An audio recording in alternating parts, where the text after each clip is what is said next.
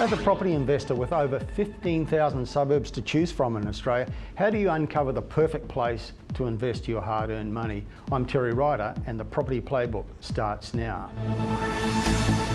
Welcome to the Property Playbook presented by Hotspotting, where each episode we empower you with expert insights and trends to thrive in today's competitive property market.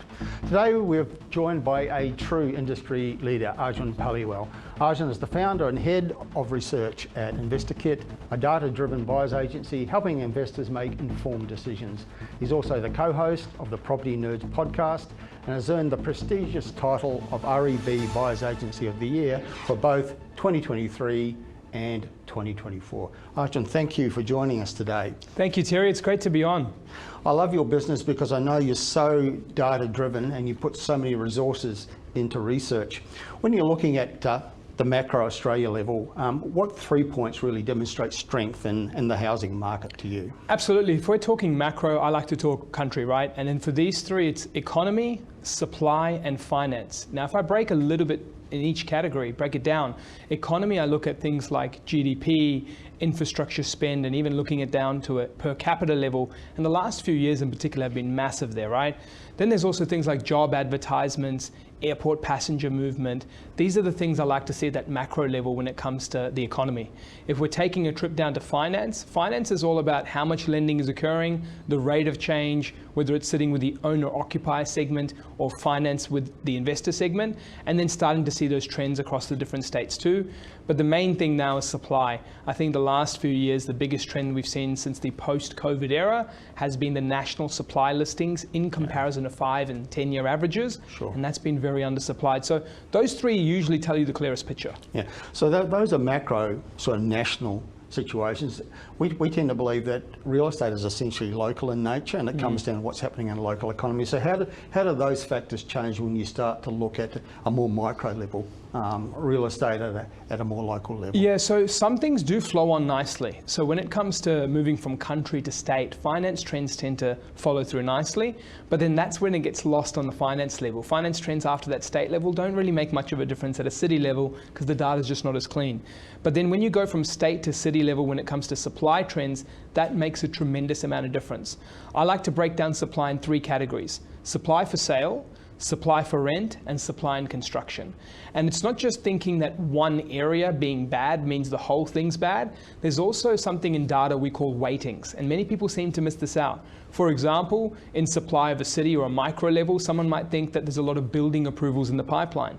But what they fail to understand is that if the national down to that city levels listing levels for sale that are established properties aren't at a high level, you could have an insertion of 2, 3, 4, and even 8% of incoming building approvals, and it will not move the demand dial down in any way. Because the key is if the established supply level, which is the majority of property in Australia, isn't moving up or isn't high, they'll be impacted, right? That's the key where building approval does not make a difference in comparison to listings trends. So it's about looking at this all holistically, but when you're going to the economy dial and bringing that down, I think some trends start to not mean as much. For example, employment rates. I've seen some markets, even with a little bit higher than national average unemployment rates, still perform quite well. But when we start seeing job advertisements at local levels, that helps us. And also infrastructure at local levels. We can see a hospital in a major city be much more impactful if it was in a smaller city, just because that per capita level starts to increase. So we're looking essentially at market pressure. That's the key thing here. Okay, so what do you actually mean by market pressure at a city level? Yeah, so market pressure, we have a bit of a chart, we call this our spider chart. And what we're really looking at is how far everything in the 6 indicators are pulling out, making a little bit of a web appeal, right? Now, if the web is showing that everything's nicely pulled out through 6 layers of data, then to me it's saying that it's a strong market or high market pressure. And what we're looking at is the economic prospects, we're looking at future supply, we're looking at housing availability, which is established listings as a proportion of how many addresses are there or stock on market. And then we're also looking at listings levels, not just how much they're at now, but trend in comparison to 1 year, 3 year, 5 year, so forth.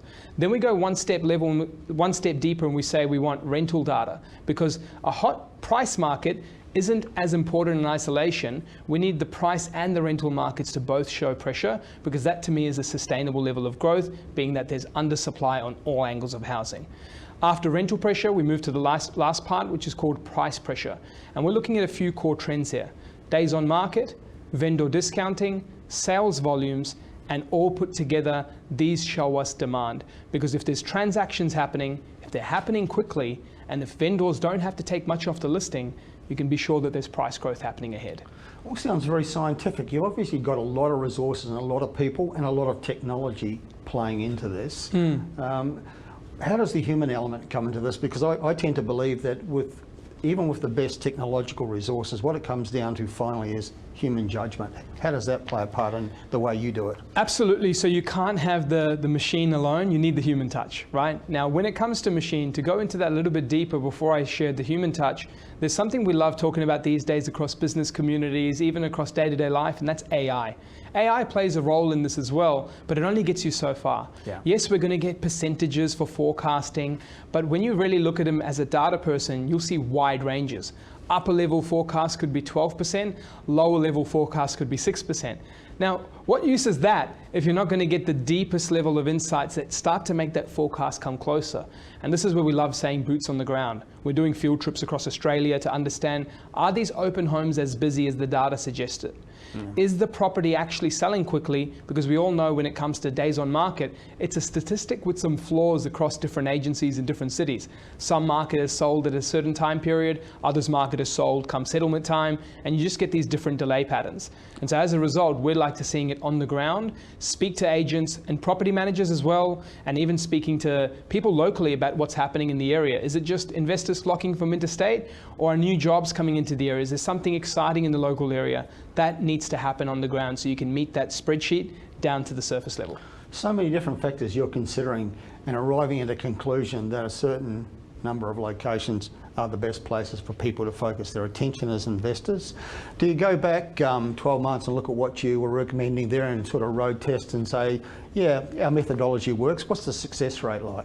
Yeah, absolutely. So there's two levels of success rates we like to look at. One is from our algorithms and the forecasting we do, and this is what we use as machine learning, and we're feeding years of the prior data and then trying to predict what happened. For example, here's all the data up till 2018. What does the system say 2019 will do without giving it 2019 onwards data? And we obviously know what happened in 2019, so we can compare it.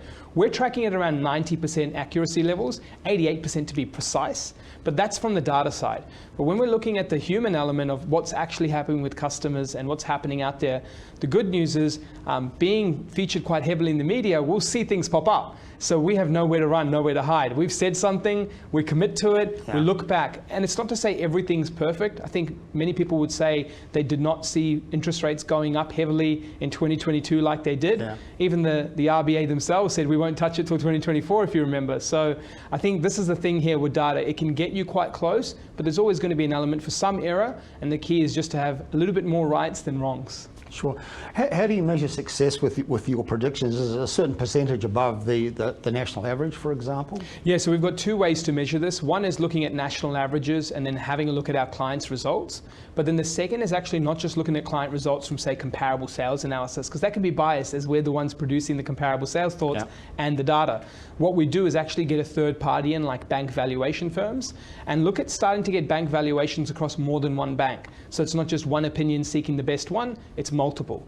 And if we're comparing that in terms of an outperformance against national average, we see how our customers have done, and we know we're heading in the right direction. Sure. So we've talked about a lot of different factors and about the locality of property markets. Does this explain why we've seen, for example, so many regional differences? In 2024, we had markets that boomed, some that were very moderate, and some where prices fell. Does that sort of confirm our belief that property markets are essentially local in nature, and you've got to drill down and look at what all these parameters are doing at a local level? Absolutely, and it leads on to the question, is now a good time to invest? And that's probably the worst question a property investor can ask because of that data point itself on the local level versus national. We've actually charted the last 20 years of data, had to look at every single year, and we said how much proportions of local government area are actually performing upwards of 8% capital growth in that given year. And what's common is that every single year, you'll find something somewhere that performs beyond 8% growth for that given year, which means there's actually no bad time to buy. It's just about where. Sure. So is it about finding the best locations and saying, okay, everybody, these are the best places to invest in Australia according to our technology and our methodology? Or is it about matching locations with individual investors and their particular needs? Yeah, this is actually one of my most frustrating things in property data. It's assuming that every investor is the same and every portfolio needs the same. Yes, you can have markets that will outperform, but the thing is, we know that markets don't outperform forever. And so if you keep having every single one of the properties in your portfolio sit in this type of market where everything's the best of that time, you end up having many properties come together that go up and go down together. And so we believe in diversity. And if your portfolio has diversity, you're going to have a lot of things come your way. You're going to have markets in what I call early adopter cycles, things that have gone a little bit flat for some time, but we see trends changing and we're jumping in before things come up. Then there's hotspots. They're markets that are really strong in nature. Capital growth is exceeding national averages and going to be strong from day one. They're great for portfolios who need a hot start to get off. Then you have the second wind markets. They're markets that have gone up, they've come back down, but the fundamentals are unchanged. It's something that's led it externally to see it come down, and we see a recovery there. But recoveries in the second wind aren't always as strong or long lasting, but still healthy in nature. They can be a great buying opportunity. And you've got to match it by personality as well. If someone's going to go, oh look, I need to find something that's going to be really booming, but then they can't handle having to pay strong dollars and negotiate with very little power in that sort of environment. Or is someone going to say, well, I need time, I need to review due diligence deeply, I need to see the renovation potential here and map it all out. And you're not going to do that if a market's got high competition. So you need to time buying in a more cooler market. So it's all about tailoring. You cannot buy in a hotspot for every single customer. The key is understand where the hotspots are, where the early adopters are, the second wins are, and find that for your portfolio. Sure. So you do all this wonderful work with your technology and your team, producing wonderful data points, but then we've got media sort of muddying the waters. Yeah. That must be frustrating because media tends to overemphasize certain points or sensationalize some. Absolutely. So just to give you an example, over the last 12 months, we've seen markets like reported in the media that Australia's falling now. And we're starting to see Australia only rising 6%. Property isn't a good investment because interest rates are high. Well, the problem is we have population concentration. Just about more than 5 million people are in Sydney. And then you've got another 5 million in Melbourne. And if you include their surrounds, you're tracking between 10 to 15 million people, but depending on how far and wide you go, we're now at 2/3 of the national population coming from markets that are showing similar data sets at similar times. That's going to ruin the national stats. If you look deeper, over the last 12 months, we've seen double-digit price growth across Adelaide, Brisbane, Perth, and even stronger than all those three in Townsville, Rockhampton, Cairns. Yeah. All of these examples show you that you would have looked at this media, you would have looked at this data shared by them, and probably turned off property, or gotten scared, or maybe not made any decision. Having a look deeper into the localities, you would have actually gained a lot of wealth during that time and helped you sustain a portfolio that reaches to new heights and, of course, get to your end goals. Okay. Arjun Paliwal, we're out of time, but thank you so much for coming along today and sharing your wisdom and your wonderful technological knowledge about real estate across Australia. Thank you so much, Terry. Appreciate it.